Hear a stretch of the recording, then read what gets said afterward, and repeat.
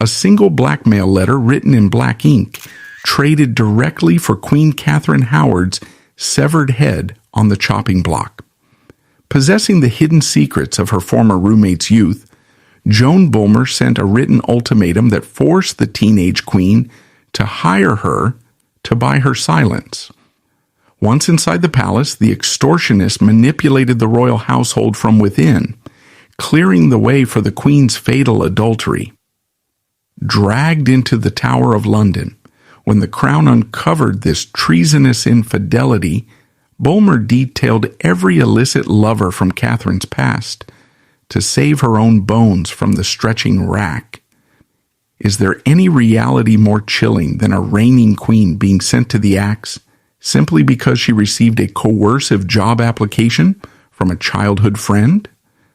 The Tudor social hierarchy was rigid and unforgiving. Joan was not born into the elite, untouchable heights of the ancient aristocracy. She was born into a specific vulnerable tier of society, the minor gentry. She was born Joan Ackworth in the year 1519.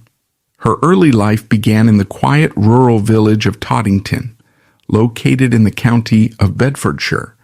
Her father, George Ackworth, was a respectable land-owning gentleman.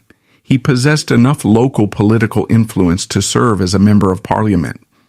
Her mother, Margaret Wilberforce, came from a solid lineage.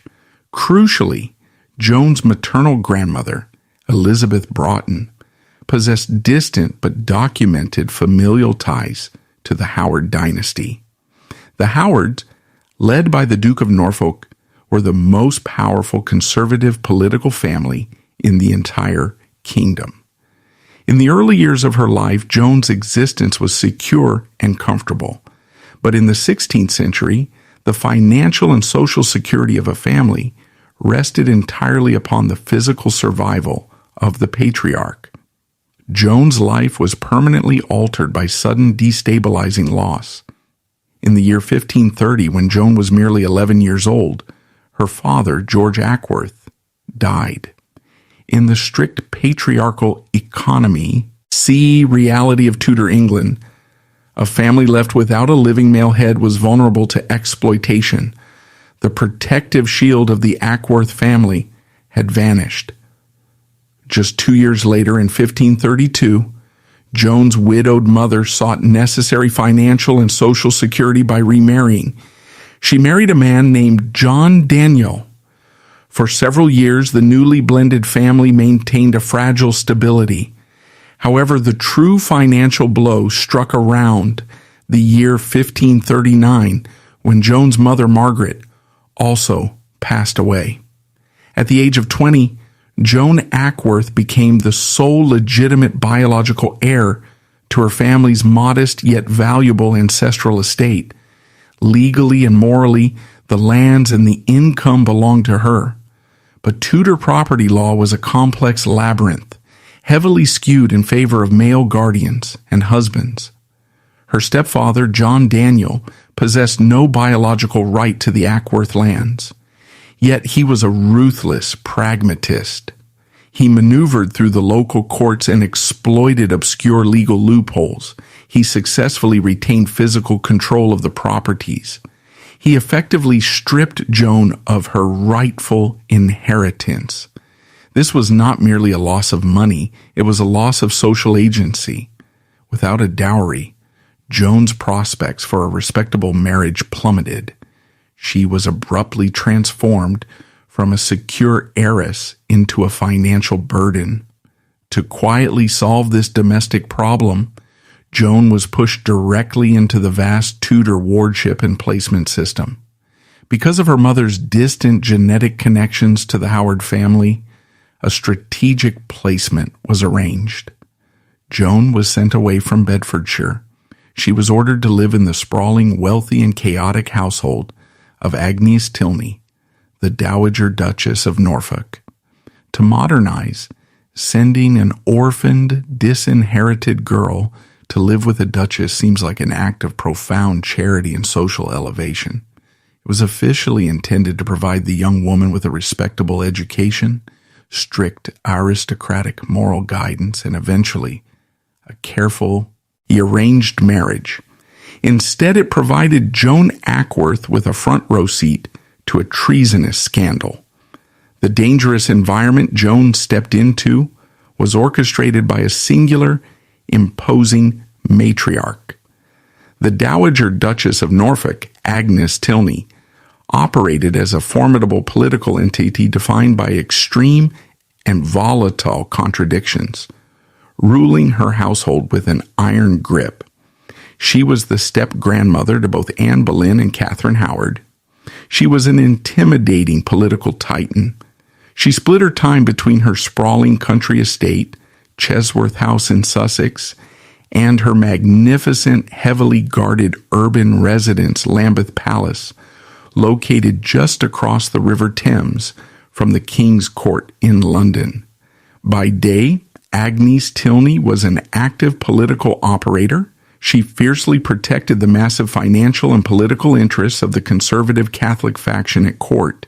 She was also a woman of intense Orthodox religious observance.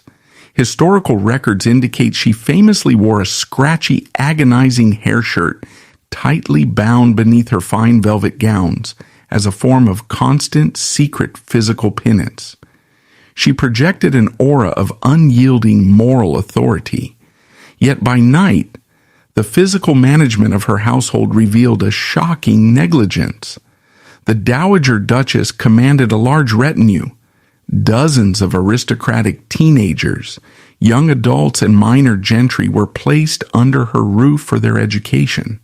But the Duchess was elderly, preoccupied with high-level state politics, and ignored the day-to-day management of the young people living within her walls. Upon arriving at this estate, Joan was assigned to the maiden's chamber. We must carefully define the physical reality of this specific room. The maiden's chamber was a large, drafty, communal dormitory designated for the young unmarried women of the Howard household. Because physical space within the palaces was limited, and because quality bedding and heavy furs were astronomically expensive, the girls were forced to share beds. Joan was assigned to share a mattress with a poor, neglected, and vulnerable cousin of the Duke of Norfolk. Her name was Catherine Howard. Despite carrying the feared Howard name, Catherine was practically destitute. She was the daughter of an impoverished younger son of the Duke. She was ignored by her powerful father, marginalized by her wealthy relatives, and essentially left to fend for herself in the shadows of the Dowager Duchess's household. The two girls, both carrying the psychological trauma of parental neglect and financial instability, were suddenly thrust together in the dark. The physical security of the maiden's chamber was an illusion. After the Dowager Duchess retired to her private, heavily guarded apartments each evening, the vast dormitory was left with virtually no authoritative adult supervision. Although the heavy oak doors were officially supposed to be locked from the outside by senior servants, those vital safeguards were frequently bypassed. The guards were bribed. The keys were stolen. The young women were left isolated in an environment where moral boundaries were weak and adult authority was inconsistent. It was a toxic recipe for disaster. During this period, living in the unsupervised darkness of Lambeth Palace, the young Catherine Howard became connected to Henry Manax. He was a household music teacher. Many modern historians strongly emphasize that his conduct was predatory, given Catherine's youth and his position of authority over her. Others living within the crowded chamber, including Joan, were acutely aware that something improper was occurring. They heard the whispered conversations. They saw the secret gifts. But a suffocating silence prevailed. In the strict patriarchal hierarchy of a Tudor household, speaking out against an adult male required immense courage. The silence was likely born of fear, misguided loyalty, or the ingrained culture of secrecy that permeated the Howard estates, but the danger in the maiden's chamber was about to rapidly escalate. Later, a young, ambitious gentleman retainer named Francis Dereham entered the orbit of the young women. Dereham was a far more significant, calculated source of danger. Surviving historical accounts, later extracted under state interrogation, suggest that Francis Dereham actually first showed romantic interest in Joan Bulmer. However, he pragmatically turned his attention toward Catherine. While Catherine was poor, her family name carried undeniable political importance. Secret, late-night meetings became a regular occurrence. Dereham would sneak into the maiden's chamber after the Duchess had gone to sleep. He brought banquets of expensive food, fine wines, and secret gifts. The quiet cooperation of the other girls in the chamber, including Joan, helped create a thick atmosphere of secrecy. They believed they were simply hiding a forbidden teenage romance from an elderly duchess. They had no idea that they were actively participating in a chain of events that would carry lethal political consequences for the entire English nation. Crucially, Joan Ackworth witnessed much more than physical intimacy between Catherine and Dereham in the dark. She witnessed the formal exchange of binding vows. Francis Dereham and Catherine Howard began to publicly refer to each other as husband and wife in front of Joan and the other girls in the chamber. They exchanged specific physical tokens of their commitment. Catherine accepted a silk heart. They exchanged a bent coin. They exchanged decorative ribbons. Furthermore, Catherine actively took on the traditional legal role of a tutor wife. She began managing Dereham's personal finances. She physically held his money for him while he traveled away from the estate on business. In the modern world, this behavior would be viewed as a reckless teenage romance. But under the strict ecclesiastical laws of 16th century England, this carried massive legal weight. Catherine and Dereham publicly exchanged vows in the present tense. By consummating the relationship, they entered into a sponsalia per verba de presenti. Under strict Catholic law, this was not a mere engagement. It was a legally binding pre-contract. The English legal system recognized them as husband and wife. Joan Ackworth knew this. She understood the massive legal weight of the vows she had witnessed. She also knew that her own dangerous secret was tied to Catherine's. Joan was engaged in a quiet, ongoing affair with another man living in the sprawling household, a gentleman named Edward Waldegrave. Because they both harbored destructive secrets, Joan and Catherine were inextricably bound together by a silent pact of mutually assured destruction. If one girl spoke to the Duchess or the authorities, the other would retaliate. They would both face social ruin. They were trapped together in a web of lies. Years passed. The girls grew older, and the unsupervised days at Lambeth Palace and Chesworth House finally came to an end. The household was eventually dispersed. In 1539, at the age of 20, Joan finally secured her exit from the Howard household. She married a man named William Bulmer. However, this marriage did not provide the comfortable sanctuary she had desperately hoped for. The marriage was a rapid and complete failure. The couple separated shortly after the wedding ceremony. The exact reasons for the breakdown of the marriage remain lost to history, but the legal consequences for Joan were absolute. Tudor property and marriage law heavily favored men. It offered virtually no financial protection or legal safety net for separated women. Because she was estranged from her husband, and because her stepfather still controlled her ancestral inheritance, Joan Bulmer was left with nothing. She was banished. She was sent away to the remote, harsh, and freezing landscape of Yorkshire in the deep north of England. She was forced to live in a state of bleak poverty and social isolation. She was forgotten by the glittering court in London. She was a discarded woman quietly waiting to fade into historical obscurity. Then on July 28, 1540, the geopolitical, religious, and social landscape of England shifted violently on its axis. King Henry VIII, now an aging, irritable, and paranoid 49-year-old monarch, took a new wife. He married a vibrant 19-year-old girl. The impoverished, neglected girl who used to share Joan's freezing mattress at Lambeth Palace was suddenly the crowned Queen of England. From her bleak isolation in Yorkshire, Joan Bulmer received the news, and she saw her ultimate opportunity.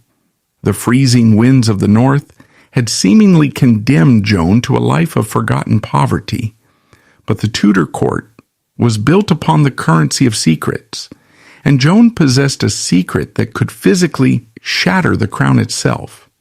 She was no longer a discarded wife. She had transformed into a calculating survivor, armed with devastating leverage. Joan recognized that her information was a political weapon capable of shattering the current power structure. With a single carefully drafted letter, she was about to force the most powerful woman in England to open the heavy oak doors to the king's inner sanctum. Picture the heavy, isolating silence of the Yorkshire moors in the late summer of 1540.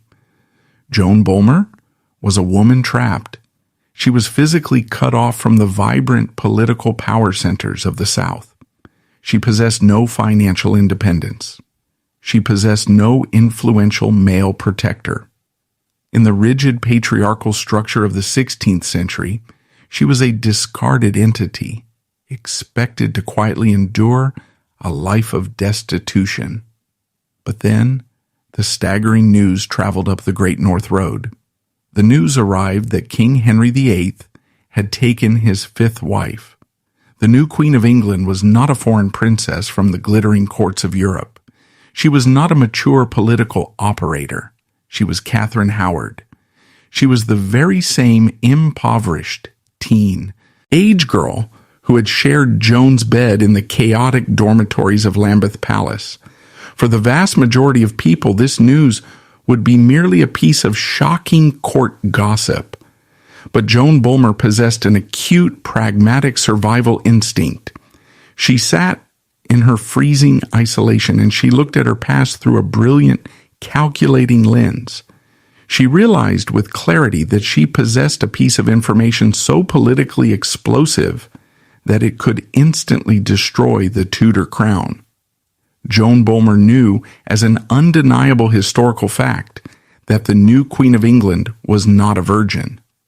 While a lack of virginity was scandalous, the true dynastic catastrophe lay in the rigid legalities of 16th century ecclesiastical law. If Catherine was pre-contracted to Dereham, her royal marriage was invalid, turning the Queen of England into a bigamist.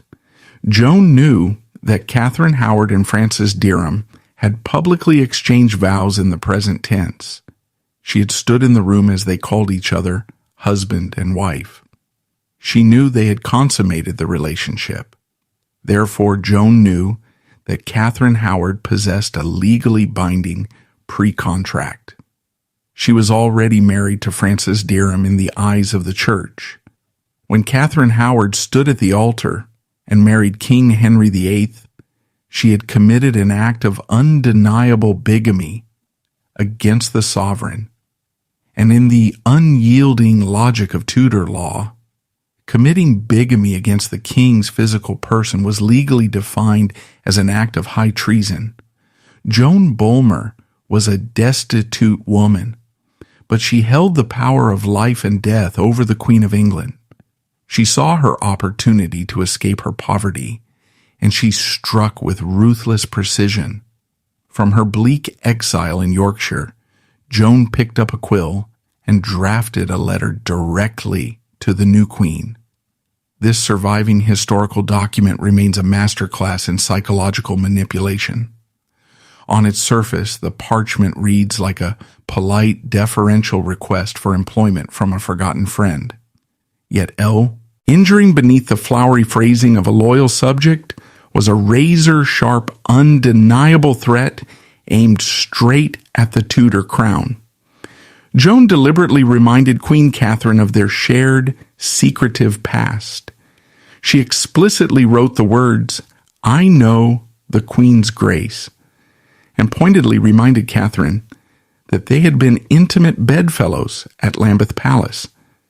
She complained bitterly about her own current misery and her bleak poverty in the north. And then she firmly requested a highly paid position within the royal court. She asked to be summoned to London immediately. The unspoken message hidden between the ink lines was terrifyingly clear to the young queen. Joan was actively signaling that if Catherine did not rescue her from poverty, if she did not bring her directly into the protective inner circle of the court, Joan would have no choice but to speak. And there were motivated, wealthy political factions in London who would gladly pay a fortune for the explosive information Joan held. The conservative Howard family had engineered Catherine's rise to power, but their bitter enemies, the Protestant reformist faction led by Archbishop Thomas Cranmer, were desperately searching for any weapon to destroy them. Joan was subtly reminding the 19-year-old queen that her cousin, Anne Boleyn, had lost her head to the executioner's sword just 4 years earlier for far less concrete evidence than Joan currently possessed.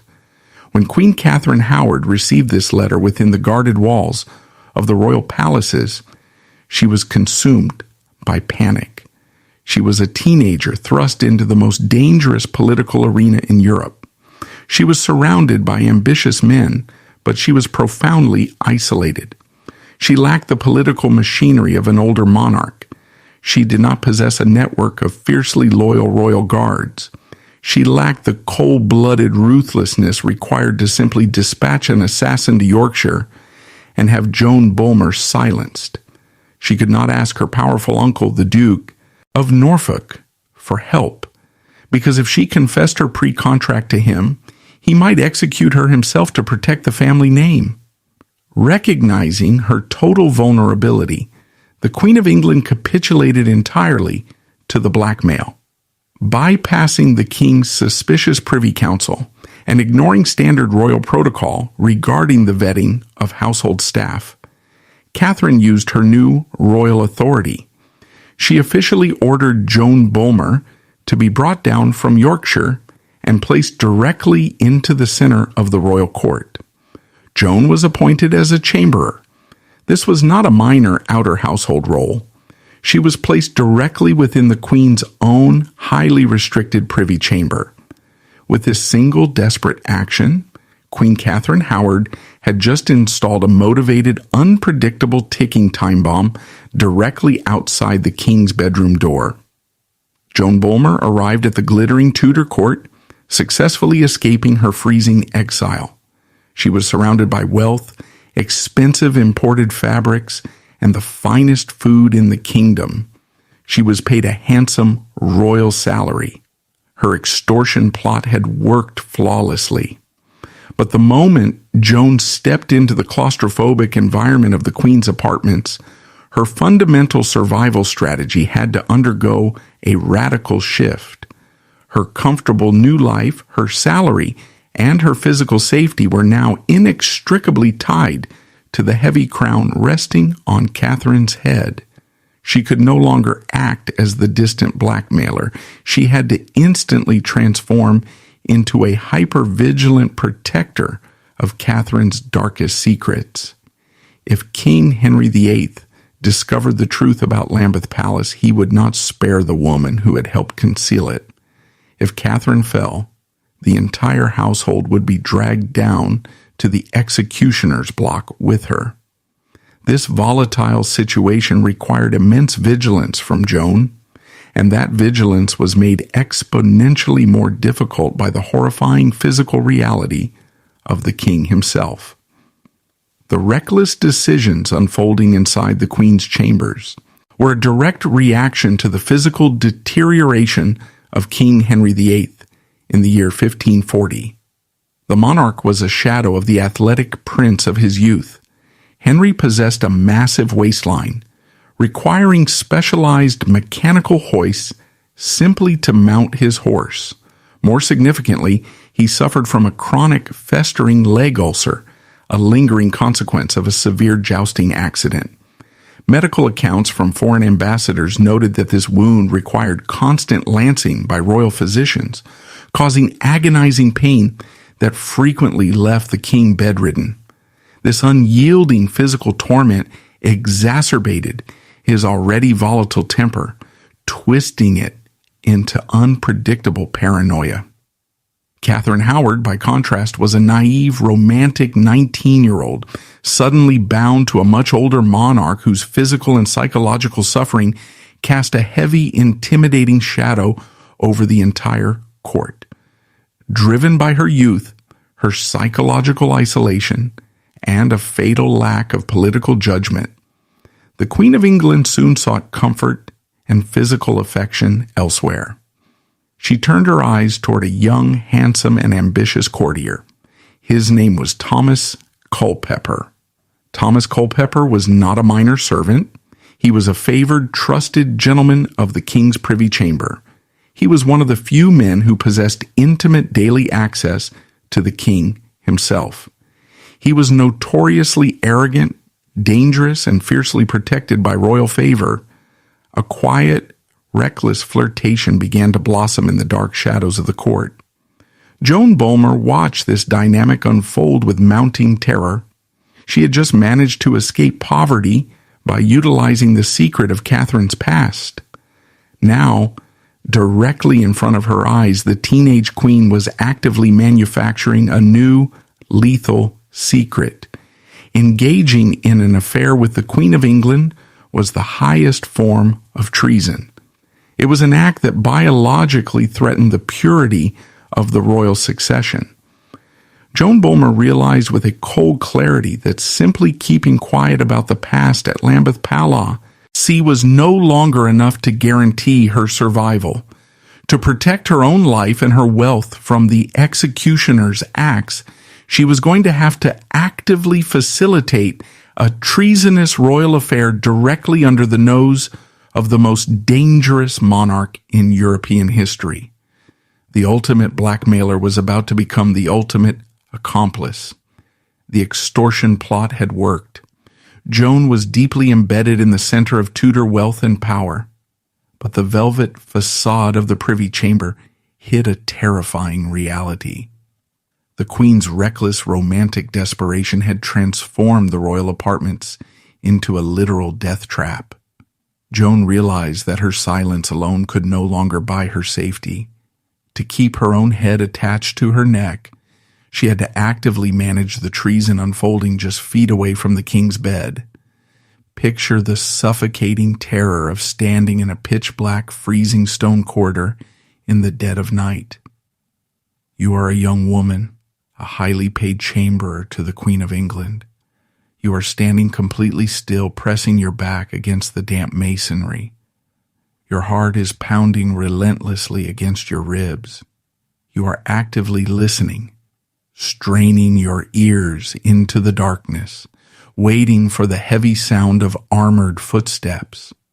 Just a few feet away, behind a locked oak door, the teenage Queen of England is engaging in a treasonous affair with a gentleman of the king's privy chamber. If a royal guard walks around the corner right now, you will not simply be fired. You will be arrested, dragged to the Tower of London, and legally executed for high treason. This was the agonizing daily reality for the women surrounding Catherine Howard in the summer of 1541.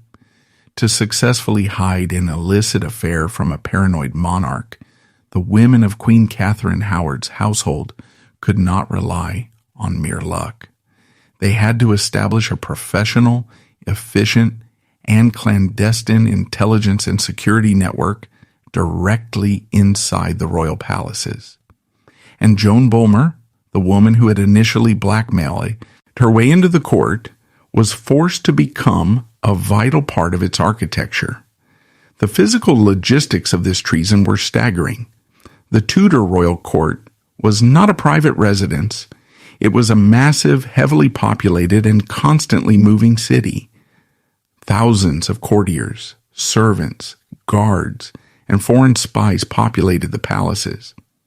Moving a recognizable, arrogant man like Thomas Culpeper into the Queen's restricted bedchamber required military-grade coordination.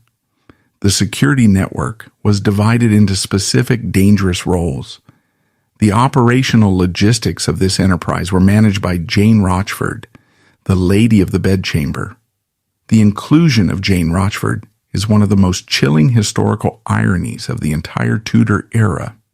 Jane Rochford was the widow of George Boleyn. She was the woman who had survived the bloody purge of 1536 that had annihilated her husband and her sister-in-law, Queen Anne Boleyn. Jane knew, better than any living human being, the exact cost of royal treason. She had watched the axe fall. Yet surviving state depositions indicate she acted as the primary intermediary. She was the woman actively smuggling incriminating love letters back and forth. She scouted the vast royal palaces for empty rooms with hidden back staircases. She actively scheduled the illicit meetings. While Jane Rochford handled the logistics, the boots-on-the-ground security during the royal progress fell largely to other attendants, specifically Catherine Tilney and Margaret Morton.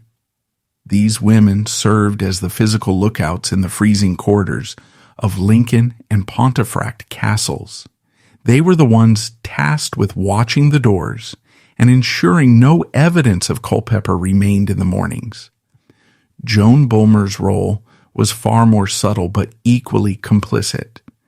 Utilizing her authority as a senior lady-in-waiting, Joan manipulated the outer household.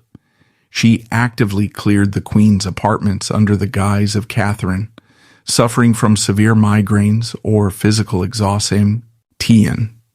She would officially order all the other junior servants, the gossiping ladies, and the guards out of the immediate area, creating an unnatural vacuum of silence around the Queen's rooms. Joan provided the crucial layer of silence, knowing exactly what was happening behind the locked doors and creating the cover necessary for Culpeper to sneak up from the king's side of the palace without literally standing sentry at the final door. She acted as a managerial shield to ensure the continued loyalty of this network in the face of overwhelming psychological terror. Queen Catherine Howard was forced to pay an ongoing tax. She routinely raided the royal treasury to buy the silence of her security team. The meticulous royal financial ledgers from 1541 reveal a suspicious outflow of wealth directly to the women of the Privy Chamber. The Queen actively gifted Joan Bulmer and the other complicit ladies with expensive visible bribes. Joan received heavy custom-made jewelry. She was gifted rich imported furs. She was given lengths of expensive brocade fabrics and fashionable French hoods. Joan was becoming incredibly wealthy, but she was being paid in blood money. The audacity, the reckless arrogance of this illicit security network reached its peak during the Grand Royal Progress to the north.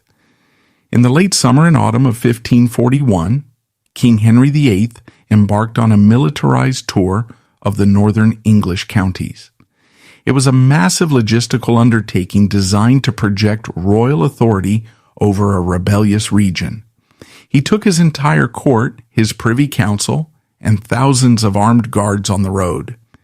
And the Queen's household took the treasonous affair on the road with them. The historical depositions extracted later by the state provide a microscopic, detailed account of how the security was managed during this progress. At Lincoln Castle in August of 1541, the architectural logistics were tight.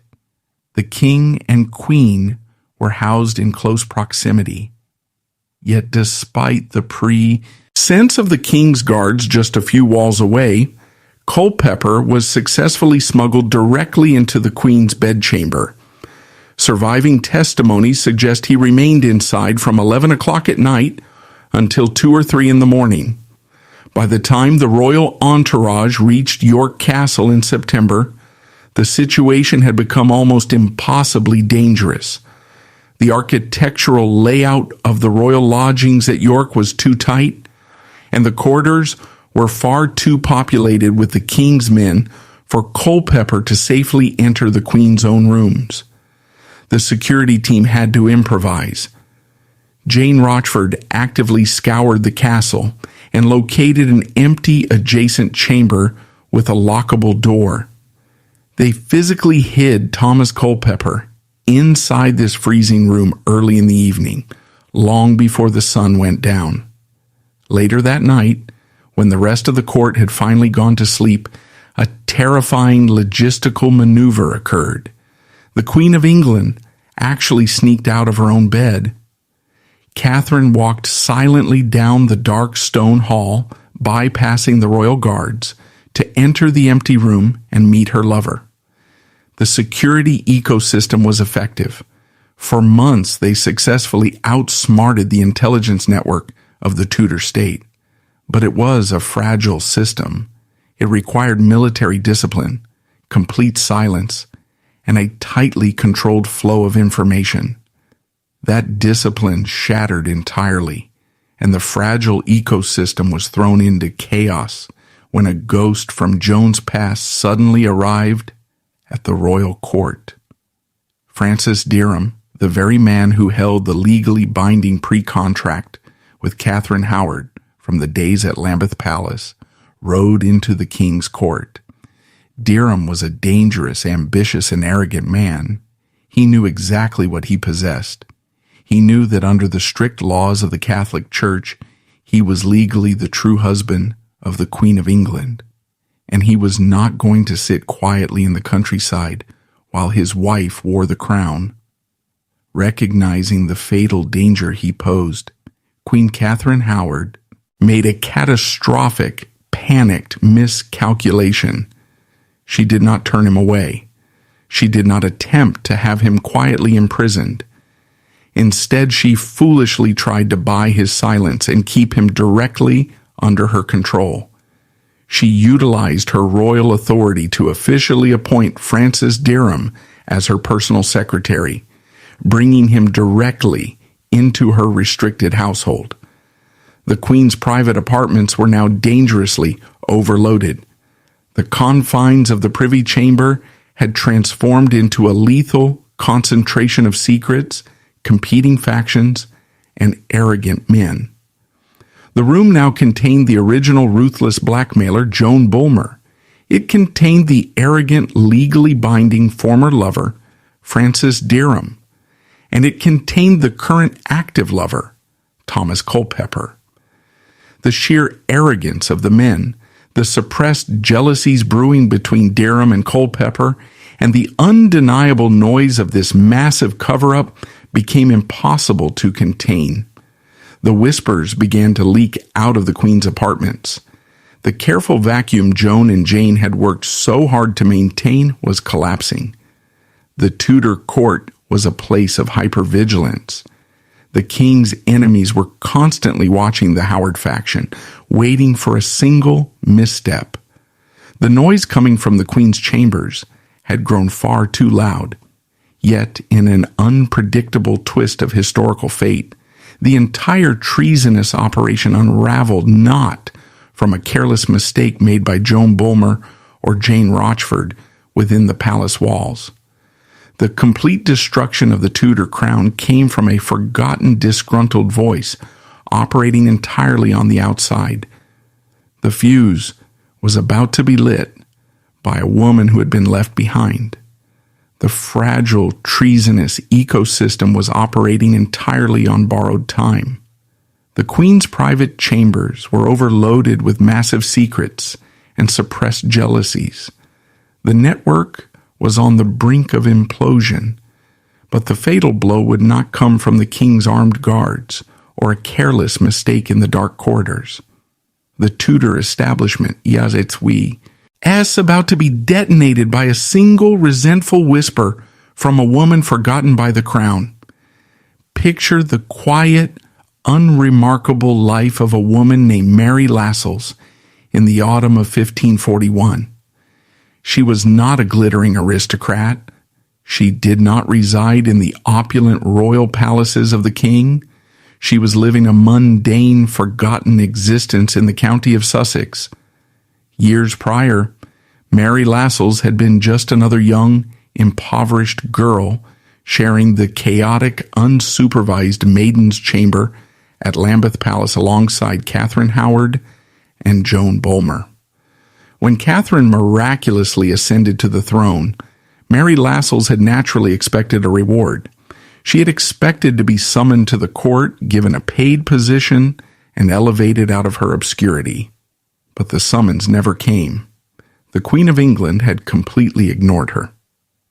Mary Lascelles was denied a lucrative position at court, feeling slighted, resentful of Catherine's meteoric success, and unaware of the massive political machinery she was about to activate. Mary casually opened her mouth. During a seemingly innocent routine family visit, Mary sat down with her brother John Lascelles. She casually mentioned the Queen's scandalous past. She recounted the wild nights at Lambeth Palace. She named Francis Dereham. She explicitly detailed the physical consummation of the pre-contract. John Lascelles was not a mere gossip. He was a staunch, educated, and deeply political Protestant. As he listened to his sister's careless words, John Lascelles did not hear a simple, shameful family story. He heard the sound of the entire conservative Catholic establishment crumbling to the ground. He brilliantly recognized the historically unprecedented political goldmine his sister had just handed him. If Catherine Howard was legally pre-contracted to another man, her marriage to King Henry VIII was bigamous. If she was a bigamist, the Howard family, the greatest enemies of the Protestant reformist faction, would be permanently annihilated by the king's wrath. John Lascelles immediately left his sister. He took this explosive information directly to the leader of the Protestant faction in England. He went straight to Archbishop Thomas Cranmer. Archbishop Cranmer was a brilliant, cautious, and pragmatic political survivor. He sat in his heavy oak office and listened to John Lascelles' report. Cranmer knew with certainty that he was now holding a weapon that could destroy the conservative Howard faction forever. But Cranmer also possessed a terrifying, acute understanding of Tudor court dynamics. Delivering this specific news directly to King Henry VIII was a dangerous, potentially fatal maneuver. The king was profoundly in love with his young wife.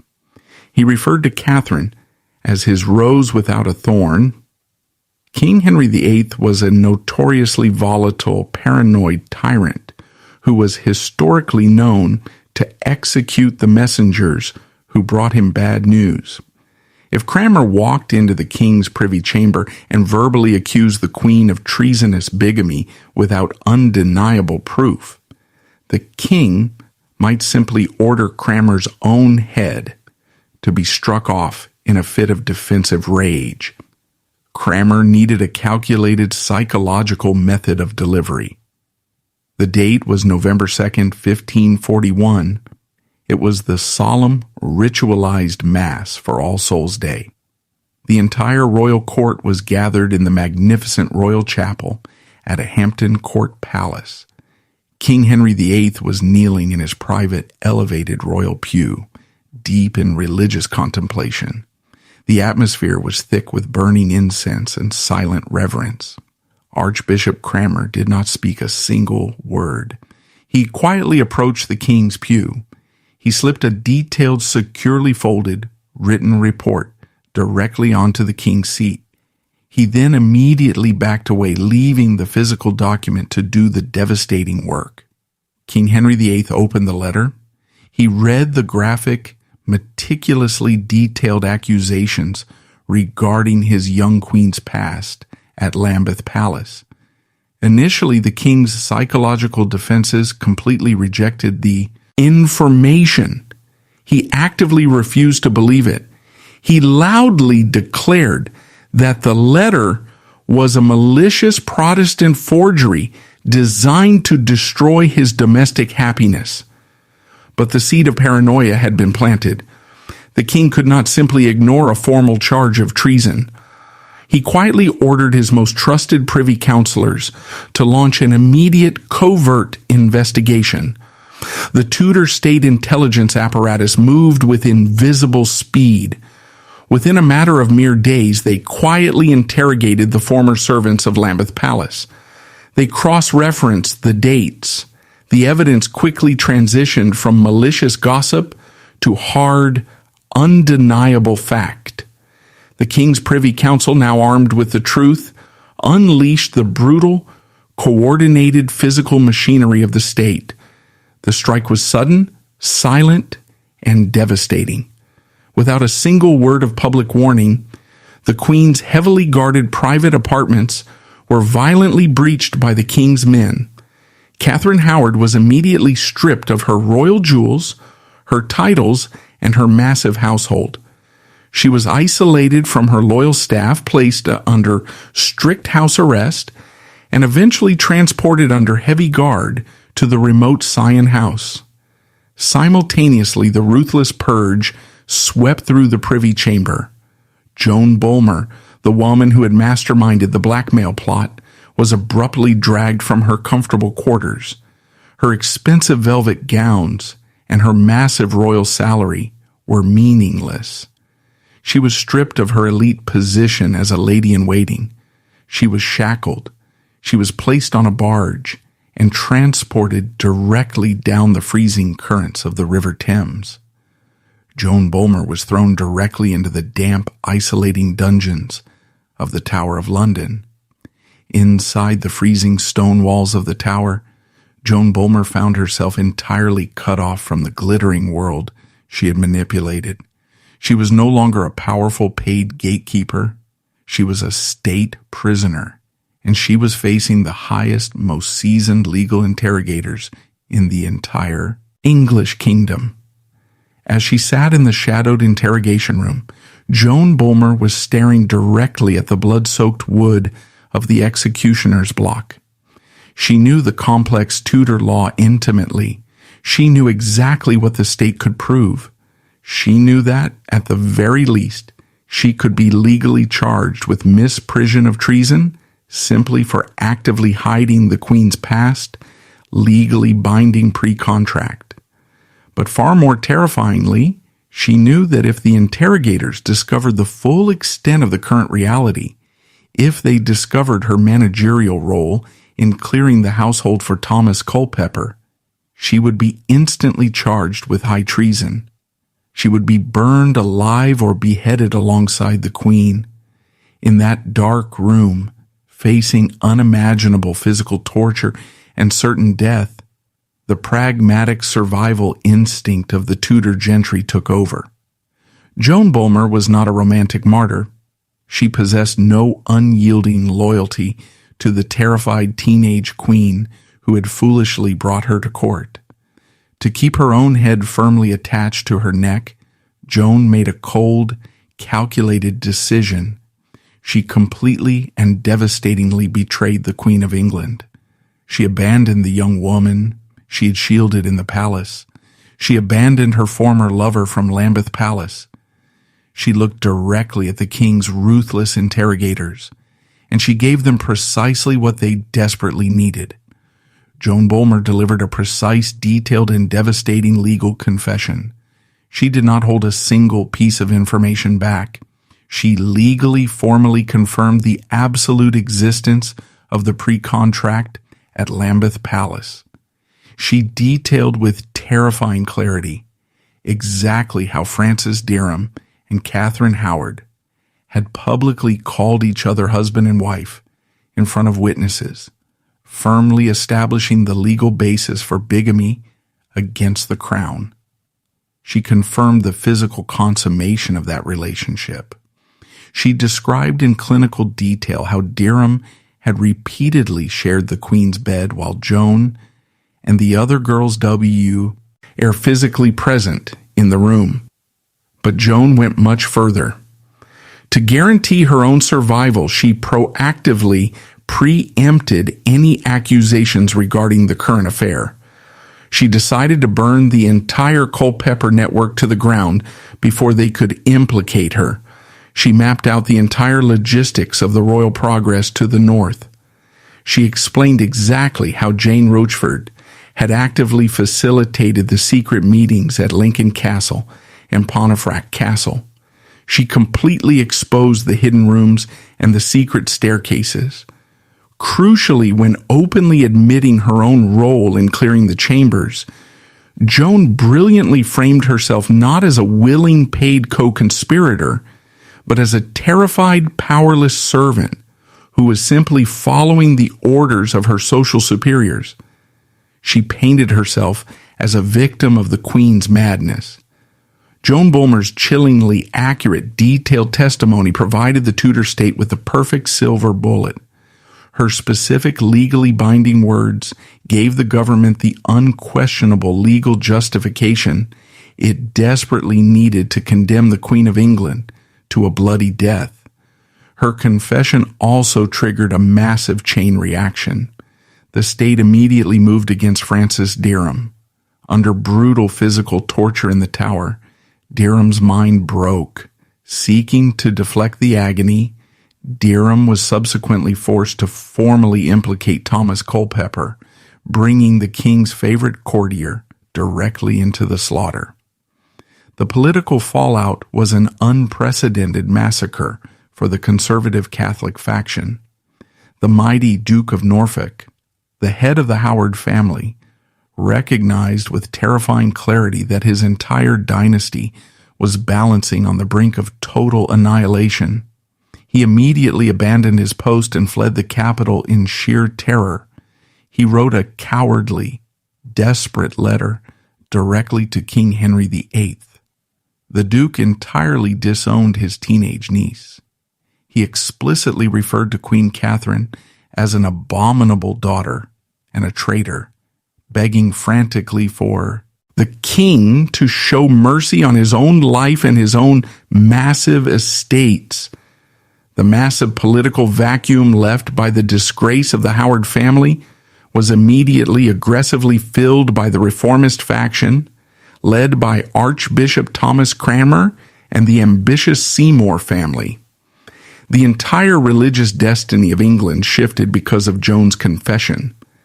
In the bitter month of December 1541, the blood finally began to flow. Thomas Culpeper, owing entirely to his elite aristocratic status and his former personal friendship with the king, was granted the twisted mercy of a simple, swift beheading. Francis Dereham was not afforded such privilege. Because he was viewed as a minor gentleman who had arrogantly defiled the property of the king, he suffered the full horrific punishment mandated for treason. He was hanged, drawn, and quartered at Tyburn, his body literally torn to pieces by the state. A few weeks later, on the damp, freezing morning of February 13th, 1542, the final theatrical act of the tragedy concluded. The young Queen Catherine Howard, a girl who was still not yet 20 years old, and the older, experienced Jane Rochford were both led out onto the blood-soaked grass of Tower Green. They were both beheaded within the heavily fortified walls of the Tower of London, their bodies hastily buried near the bones of Anne Boleyn. The scandal surrounding Catherine Howard's illicit past and her treasonous affairs was so profound, so fundamentally shocking to the patriarchal, autocratic foundations of the Tudor state that it permanently altered the legal constitution of England.